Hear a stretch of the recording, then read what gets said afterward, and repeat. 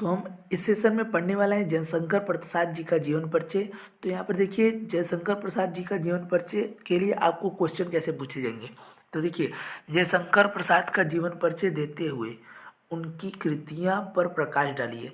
इस तरह का क्वेश्चन पूछा जाएगा, या तो दूसरे टाइप से क्वेश्चन पूछा जाएगा कि जयशंकर प्रसाद का जीवन परिचय देते हुए उनकी साहित्यिक रचनाओं पर प्रकाश डालिए। आपको इसी दोनों तरीके से यहाँ पर क्वेश्चन पूछा जाएगा। तो आपको यहाँ पर उत्तर जितना बता रहे हैं हम उतना लिख देना है, तो आपको पूरे मार्क्स मिल जाएंगे। तो यहाँ पर सेशन को स्टार्ट करने से पहले आपसे एक बात कि अगर वीडियो पसंद आता है तो वीडियो को लाइक, तो चैनल को सब्सक्राइब करना मत भूलिएगा, क्योंकि इस चैनल पर ऐसे वीडियोज लेकर आते रहते हैं। तो यहाँ पर चलिए स्टार्ट करते हैं। तो यहाँ पर सबसे पहले उत्तर में आपके यहाँ पर लिखना क्या है, जीवन परिचय हेडिंग डालना है।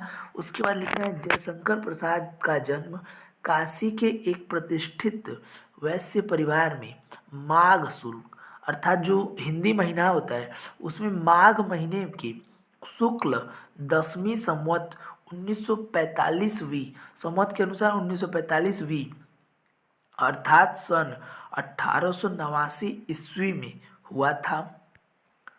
इनके पिता इनके पिता का नाम देवी प्रसाद, जो तंबाकू के एक प्रसिद्ध व्यापारी थे।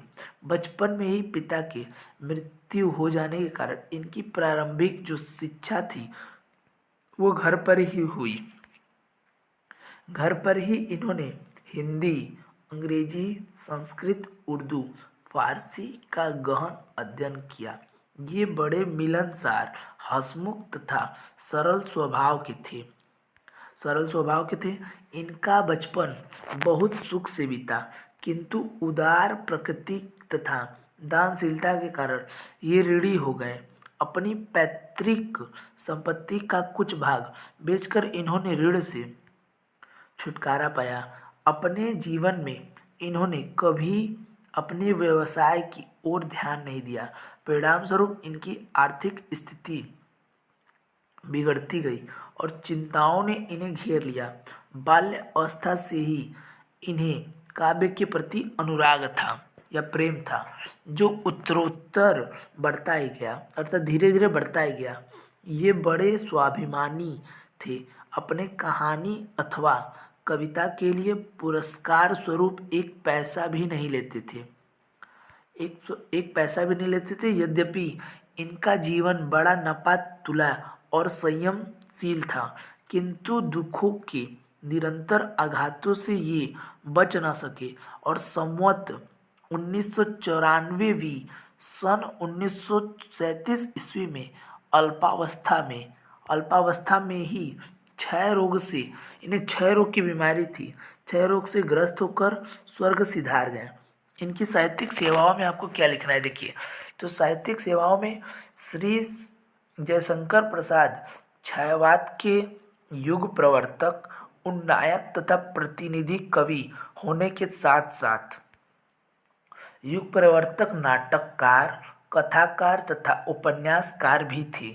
अर्थात देखिए, ये यहाँ पर श्री जयशंकर प्रसाद छायावाद के प्रवर्तक, उन्नायक तथा प्रतिनिधि कवि तो थे ही थे, साथ साथ युग प्रवर्तक नाटककार, कथाकार तथा उपन्यासकार भी थे। विशुद्ध मानवतावादी दृष्टिकोण वाले प्रसाद जी ने अपने काव्य में आध्यात्मिक आनंदवाद की प्रतिष्ठा की। प्रेम और सौंदर्य इनके काव्य के प्रमुख विषय रहे, किंतु मानवीय संवेदना उनकी कविता का प्राण था। रचनाएं, जो प्रसाद जी की रचनाएं देखते हैं, प्रसाद जी अनेक विषयों एवं भाषाओं के प्रकांड पंडित और प्रतिभा संपन्न कवि थे। अर्थात जो प्रसाद जी थे उनमें देखिए जो कई भाषाओं के ज्ञानी तथा उसमें प्रतिभा संपन्न कवि थे। इन्होंने नाटक, उपन्यास, कहानी, निबंध आदि सभी चीज़ें इन्होंने लिखी। सभी साहित्य विधाओं पर अपनी लेखनी चलाई और अपने जो कृति है उन्होंने कृतित्व से इन्हें अलंकृत किया। इनका काव्य हिंदी साहित्य की अमूल्य निधि है। इनके प्रमुख काव्य ग्रंथ का विवरण निम्नलिखित है। पहला, कामायनी। तो यहाँ पर कामायनी में देखिए क्या है, यह प्रसाद जी की कालजयी रचना है। इसमें मानव को श्रद्धा और मनु के माध्यम से हृदय और बुद्धि के समन्वय का यहाँ पर संदेश मिलता है। अर्थात यहाँ पर बिछड़ने की जो कहानी है वो है कामायनी। इस रचना पर कवि को मंगला प्रसाद पारितोषिक भी मिला। तो यहाँ पर क्वेश्चन आपसे 2 नंबर में पूछा जा सकता है कि यहाँ पर जो प्रसाद जी थे उनको मंगला प्रसाद पारितोषिक क्यों दिया गया, किस रचना पर दिया गया। तो आपको यहाँ पर कामायनी पर टिक मार देना है। तो आपको यहाँ पर 2-2 अंक के नंबर भी बताते चल रहे हैं कि आपके यहाँ पर 2-2 अंक का जो क्वेश्चन है वो कैसे पूछा जाएगा। अगला जो रचना है इनकी वो आंसू है। यह प्रसाद जी का वियोग काव्य है। इसमें वियोग जनित पीड़ा और दुख मुखर हो उठा। लहर जो इनकी तीसरी रचना है वो है, यह प्रसाद जी का भावात्मक काव्य संग्रह है। यहाँ पर नेक्स्ट है झरना। इसमें देखिए प्रसाद जी की छायावादी कविता संकलित, जिसमें सौंदर्य और प्रेम की अनुभूति साकार हो उठी। कहानी जो है इनकी कहानियाँ जो हैं उसमें आकाशदीप, इंद्रजाल, प्रतिध्वनि, आंधी। वो इनके उपन्यास जो थे वो देखिए कंकाल, तितली, इरावती, अपूर्ण। इरावती इनकी जो रचना है वो कौन सी, इन पे क्वेश्चन पूछा जाएगा कि कौन सी इनकी जो प्रसाद जी की रचना है जो अधूरी रही। तो आपको यहाँ पे इरावती पे टिक कर देना है।